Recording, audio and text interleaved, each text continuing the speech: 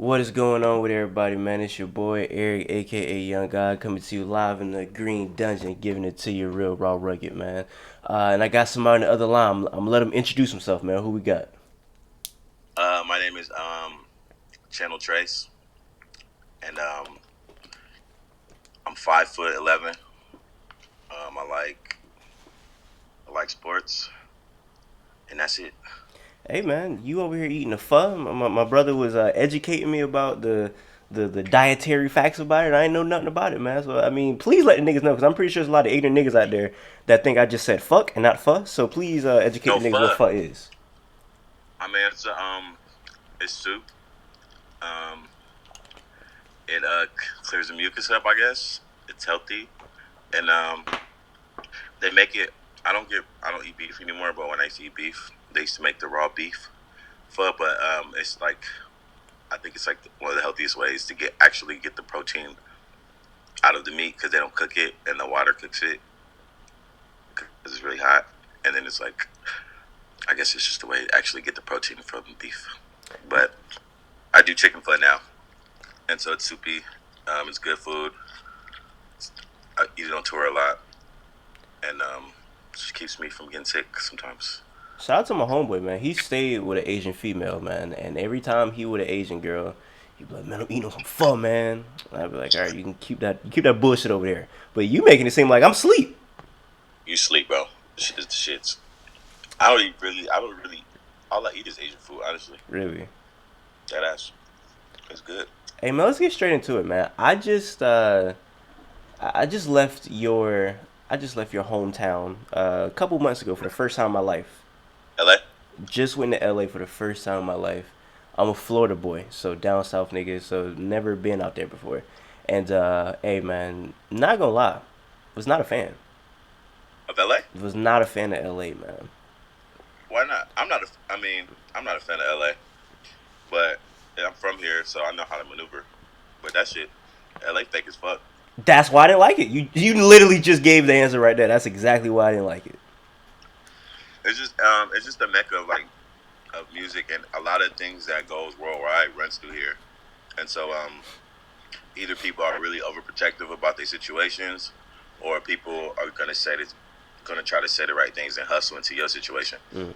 So you everybody trying to do something. So it's just like it gets fake after a while because you like, is this really my people? Is this really the homies? Or but I just have the privilege of growing up here, so I have homies that are just my homies and shit. So it's like home.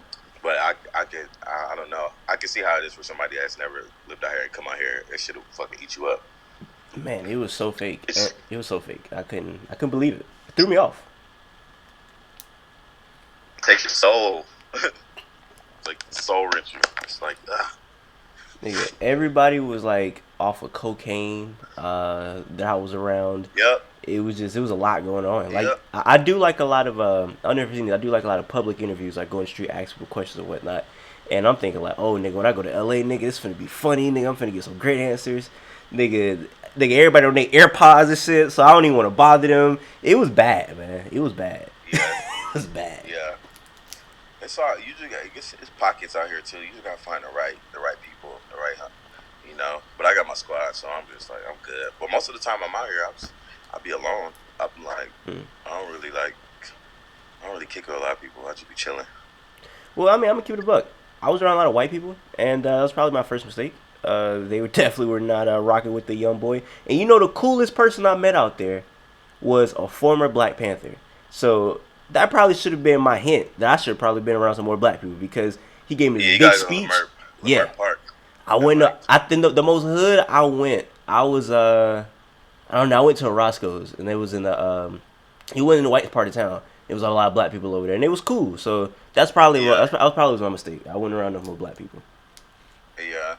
I mean, yeah, I feel you. It's a like we gotta like it's a lot of great black people out here doing shit. You just gotta you gotta find it. We all like if you go to the Underground Museum or like Lamert Park or you know Inglewood, you know.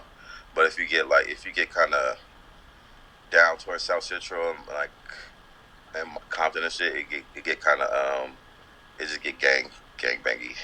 I and rolled like past Watts and I seen that. So yeah. yeah, I used to live in Watts, but I just like I had to get. I don't know. I just hate getting banged on. I hate like getting pressed, and like sometimes it'd be dangerous. That shit crazy though, cause like I'm riding past Watts and like on the left side of the street is Crip niggas, on the right side of the street is the Nation of Islam, and I'm like, bro, what is going on? Like, is And that it's like a a normal church thing on out there? every corner, and it's a church on every corner. That's crazy.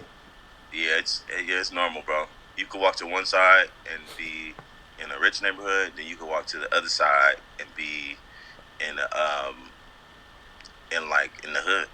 It's So crazy. it's like it goes back and forth. And I guess to kind of add on like to LA being fake, I actually wrote this down because I was gonna bring this up. Like in the music industry, just in life in general, but I realize it in the music industry, it seems like everybody tries really hard to like fit in, or they're just trying really hard. I'm a psychology major, so I really like to like look at things and really like break down Mm, people. So I look at interviews, and I if it's not the interviewer, I see like the interviewer like really trying to like fit in with the artist, like they're really not being themselves, like they're like fake smiling, it's doing a lot of weird stuff, or it's the rapper saying things I know damn well they ain't never done before, and just like trying to put on. And I don't know, like I don't have a sound opinion on it, but why do you think like people in the music industry are just trying so hard, or do you even think people try so hard? Because that's my take on it. I mean, it's about money, Mm.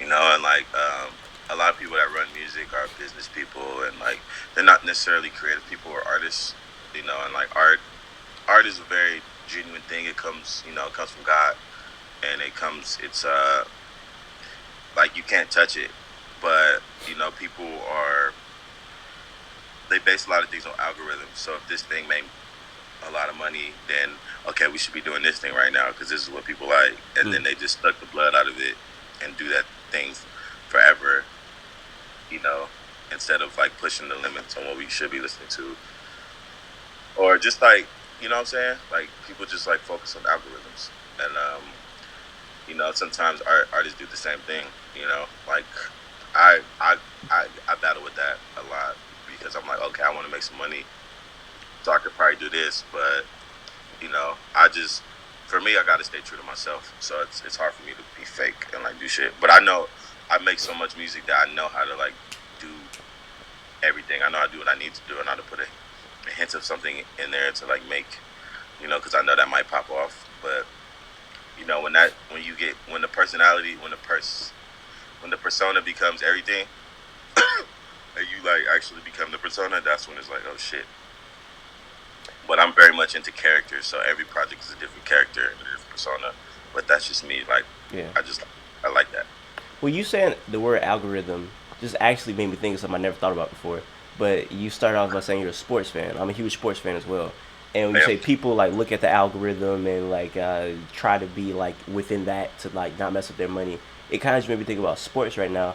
And I don't know if this is a good parallel or not, but a big thing probably like in the last like 6 5 years of sports, definitely football and basketball, is analytics and like advanced stats and like people like looking down at that. And personally, I think like analytics, I guess they can have a place, but I think it's kind of like trash a little bit. I think it's like it's a very nerdy and a very like systematic way to yeah, look at things, and it kind of take the creativity out of things, like you were saying with music, because you're like, oh, the analytics says to do this. It's fourth down and two. I gotta do this because the analytics said. Instead of actually using your brain to conjure up something yeah, crazy to get that first down. So, do you think that's a good parallel? Because I feel like the way the music and the sports game are shifting, I feel like it kind of goes together. yeah. No, I think it's a good parallel. I just like it's sports. You know, like say for instance, there are certain players that weren't projected to be a certain way, and then they like become like the greats. Yeah. You know, but they weren't necessarily projected based on the analytics. I think analytics are a great compass. I like looking at what numbers did this and like who's listening and like you know that's a you know like for instance if I'm going on tour I know I have fans in this city. I know I have fans in that city. You know, so we know this gonna sell out here because we got fans there. It's a great way, but sometimes if I looked out at analytics, I've done shows other places. I didn't know I had fans, but people showed up and we sold out. Mm. So it's just that you can't base everything off analytics. It's more like just using it as a compass, but also just like leaving room, you know, for magic shit to happen. But yeah, Nah, I would agree. Who's your sports team, by the way? I'm a Laker fan. You're a Laker fan. Born and raised. Y'all niggas is doing some work, man. Y'all niggas putting some work right now. Shit, it took some years, my nigga. We was fucked up, but you know, Magic and LeBron made it happen. Hey man, this young man Anthony Davis and LeBron James, they looking very unstoppable right now, man. I'm not gonna lie, man. They got beat last night. Yeah, they did lose to the Bucks last night, but I love Giannis. That nigga hard. That's my nigga. He tight. that's one big ass African Greek nigga, bro. I fuck with it, bro. That nigga is huge, bro. He look like a baby though. He do. He like a big ass, muscly ass baby. No facial hair. I rock with bro, but no, y'all niggas, y'all beat us the other night. I'm a Heat fan, so yeah. I think those are. I feel like the Heat and I feel like the Lakers had this good team, but low key before the season started, nobody was really expecting to be this good. They was like the Clippers was gonna be the best team in the Yeah. But now it's looking like y'all we can't best say team. shit. We can't say shit to the playoffs, John. That's a fact. Honestly. That's a fact. That's a fact. You go to the games anytime? I went once. I think I think I'm going next week. I'm gonna try to go to Christmas on Christmas. Who y'all play on Christmas? I think I'm gonna go to the game on Christmas. I think they play Clippers on Christmas or something. I know it's a big game on Christmas. That's pretty goody. That's I'm pretty gonna try to goody. see it up. To kind of like rewind a little bit to about like how I found out about your music. I think it was, I don't remember when this was, but somebody was like, "Yo, you should listen to this nigga from Compton. He's fire." So they didn't give me any type of like background on what Talking type about of Roddy music Ricch? you made. Huh? They was talking about Roddy Ricch. That's really funny. Nah, he was talking about you. Or Roddy Ricch, by the way, hey, I fucking love that nigga, man. I don't know if you fuck with Roddy Me Ricch, but too. that nigga is hard. Oh my gosh, man. me too. I didn't know we grew up in the same projects. I didn't even know. Really? Yeah, but he like I think he's like 21, so I would. He's like real younger than me, so I probably would.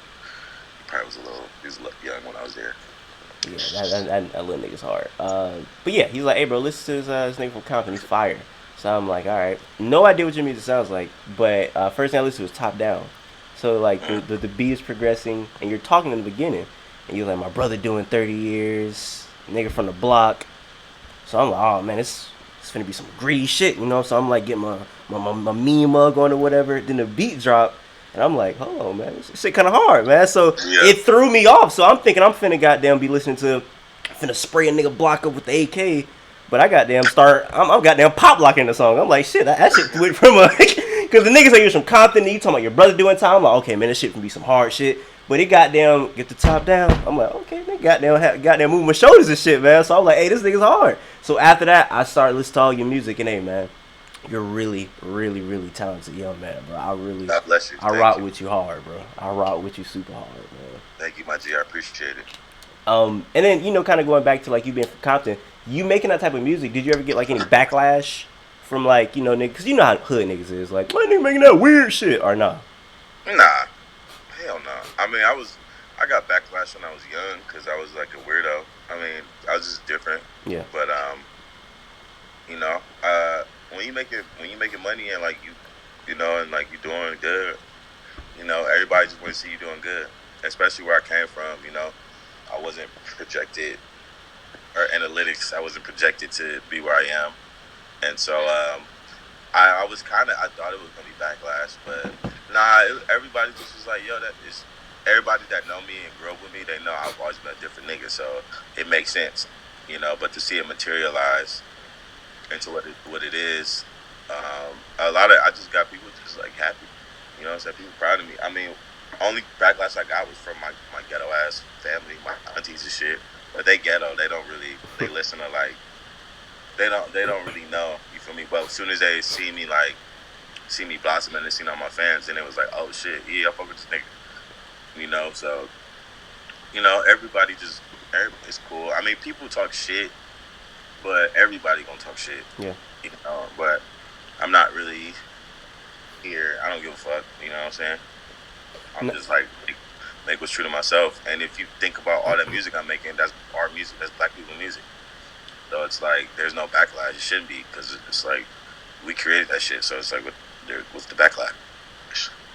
I'm gonna wrap back around to that black people music thing because I got something to say about that. But I just want to say shout out to Compton for being open minded because I wasn't expecting that because nigga down here in Jacksonville, Florida, nigga, you know how hard I had to fucking work for niggas to acknowledge me with this damn bonnet on, bro. Niggas couldn't see past the bonnet, man. So the fact that The bonnet is crazy, by the way. hey, I appreciate that, man. I fuck with it. Hey, when niggas told me the bonnet is crazy, it's using a bad connotation. So I appreciate it being a good connotation Nah, this that's some time right swag. now, That man. shit hard, my nigga. Hey, man, I appreciate that, That man. hard. So I really think that's cool. That it's certain hoods that's being open minded to certain things. Because the stereotype about Yeah, hood we niggas got is like like they close minded. yeah, but I grew up in church, bro. Like, bro, I grew up around all these musicians, bro. L.A. and bro, them niggas. Everybody plays. Everybody is really like in the music. You know what I'm saying? My uncles and shit, all the fucking thugged out niggas, bro. Love all kind of shit, bro. And so it's good. It's just different. It's good, and like we got Steve Lacy. You know what I'm saying? Yeah. He from Compton. Really? Different dude. Yeah, I ain't know that. facts. Roddy Rich. You know, he different. You know what I'm saying? It's just like, Kendrick, bro. We got K Dot, bro. Like, it's different niggas out here. You know, and it's just like it's not that serious, bro. I just like you can't be mad at somebody being successful. Well, this nigga's not from Compton, but he's from LA, and it goes right back to the slave thing you was talking about. This nigga Earl Sweatshirt.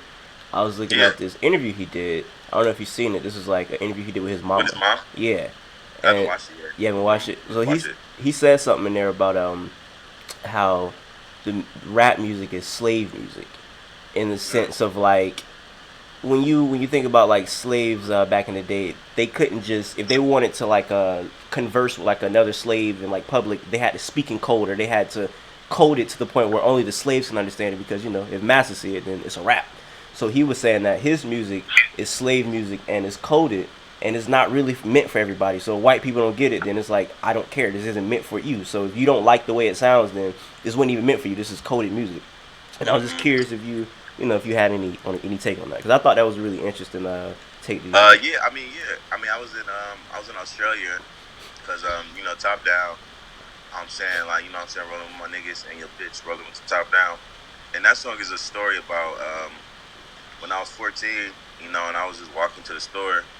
I see my homie's uncle, and I was out hella late, and he was like, "What you doing out here?" And I used to just run the streets, you know what I'm saying?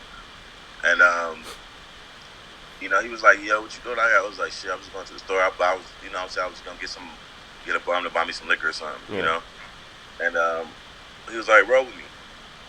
And so he started driving, and the street I stayed on, it's a host road, so it's like pimps and shit and prostitutes and shit.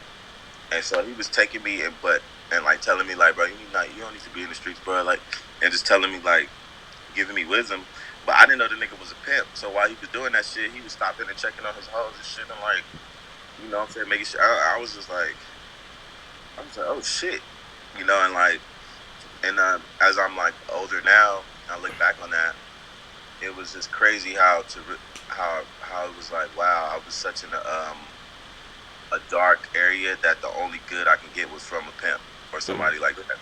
And I just remember doing an interview and like I was trying to tell the real story about it. I was around some white people that was like, pimp? How you learn anything from a pimp? And it was just like, I get that coded music because it was like, it's so systematic in how our neighborhoods are and stuff like that.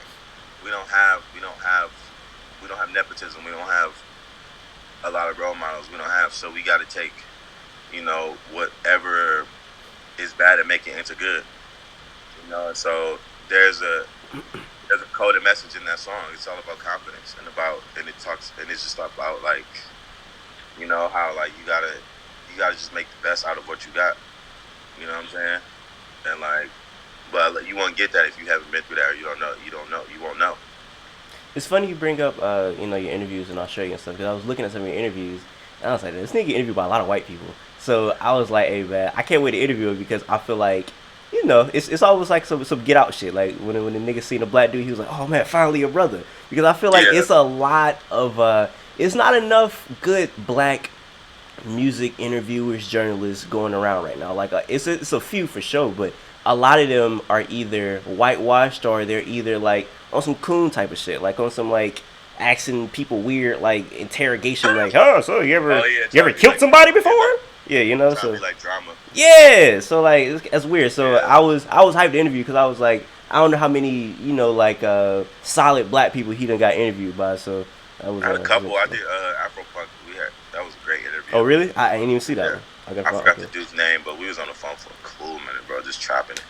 But usually when I do get interviewed by when it's black people, we talk a lot. We just talk. It's like it's kind of like it's easier to talk because I know I'm talking to somebody that understands Yeah. where I come from versus talking to somebody else who's just like I gotta really think about what I'm saying because I know they're not gonna get it, and so I gotta speak a different way. And also, I don't talk about a lot of things, so I just say no comment. I'll be like, but a lot of my interviews, if I am getting interviews by somebody that doesn't understand, I try to use it as an educational point for them, to like really explain, Hold on. you know. When you say no comment, are people like actually like interrogating type of question or like? Nah, just like shit about politics and like just dumb shit. Like I just be like, I'm You think good. that's Like, okay? So you're being asked a question. So do you think like do you because you could like get the feel when somebody like trying to be like genuine or not when they ask you politics or whatever questions? Do you feel like they're being like trying to get like clicks or do you think they genuinely want to know what's your thoughts I when think you people ask? genuinely want to know. I don't know. I'm not that. I mean, I'm not that popping, so I don't know what they're gonna get clicks on. But I don't know. I just like I don't. I save that shit for like I save conversations. I save certain conversations for private because I'm just like it's just like I don't know. We're not here to talk about that. What are things that like maybe a nigga that's finna interview you gonna watch this. So what are things that like you don't want to talk about in an interview? Because I feel like I don't know. Some people talk about too much. Like you ever see an interview, you like, hey nigga, you probably shouldn't have said that in an interview. Because I feel like a lot of people. Yeah. It's like what are things you just don't talk about? I mean, I don't know. I like to keep my love life private. I like to keep certain aspects of my family private. I just like to keep certain things private because it's like I don't want to make everything public because I still have to live a normal life.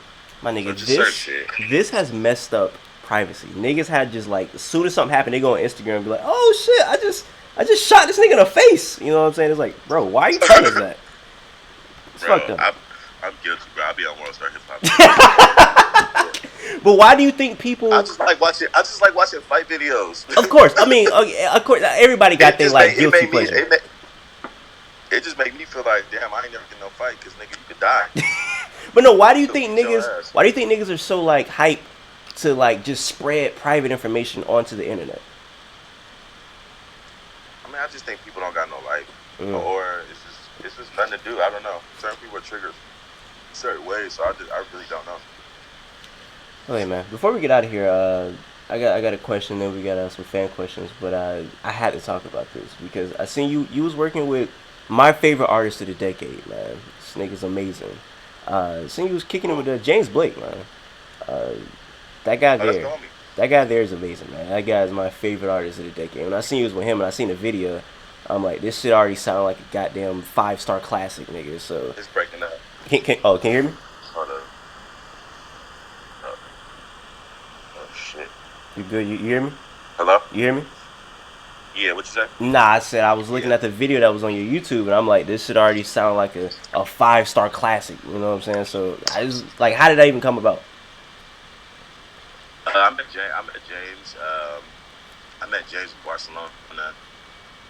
I was on LSD, and I was like, I was kind of tripping out. So I was like, and then I was like talking to him I was like backstage. I was watching like Slow Tie JPEG Mafia backstage, and like I was talking to Cub for like 30 minutes, and I didn't know I was talking to him.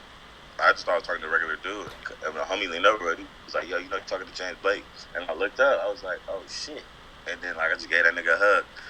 And then like we were just cool since then. And he's just like a cool person, like easy to talk to. And we were cool, and then like maybe 2, 3, 4 months later I had a tour in Australia and I was in my hotel and I just like walked downstairs and I just ran into Cub. I was like, oh shit. And then I took him to a reggae club that night and we just like drank some wine and just was chopping it up about music the whole night. And then I found he was staying on top of me. We stayed in the same hotel, and then I would just link up. We'd link up the next day and just he was just playing me music, playing beats, and I was just playing each other music. And then we just became friends. And then his girlfriend is a fan of my music, and so we just started exchanging music and just texting music back and forth and just like you know, and just we just became homies. Hey man, But that's it was a breath of fresh air because you don't meet good people that much, and sometimes it's hard, to meet your idols or meet people that you look up to because you don't know if they're gonna be an asshole or they're gonna be like and so it was just a breath of fresh air to become friends with somebody like him because he did his music has impacted me a lot, over the years. So it's just like it was dope. It was cool. And then that day I was just like he just came to the studio and we just recorded it and we just making tracks. But it's good to work around talented people. That's the best thing about music. I love working with talented people because we could just easily do something. yeah. Everybody that I know that knows him, they always have like great stories about him. So yeah, that's definitely somebody. So before I die, man, I definitely gotta chop it up with that young man. He's like you said, definitely somebody who impacted me with his music a lot. He's amazing. Yeah. Shout out to James Blake. Yeah. Some last fan questions, and we'll get out of here. I Let's got see. fans. You got fans, man. You know what I'm saying? Oh shit! Hey, man, nigga, did you see, nigga, the way you was pop locking that van shoebox, nigga? You goddamn got fans, man. Yeah, you was killing that shit, too. But y'all niggas was cutting the rug, boy. That shit look hot. But hey, y'all niggas cutting the rug in that bitch, though, boy. I was, I love Mike. I grew up with Michael Jackson to death, so I just try to like, That shit was I hard. just like dancing. Bro. It's That's, good. It's good. It's a good way to do some cardio too. that shit was hard. Let's see what we got. We got Flizzy. He got 3 questions. He said, debut album, when is it coming?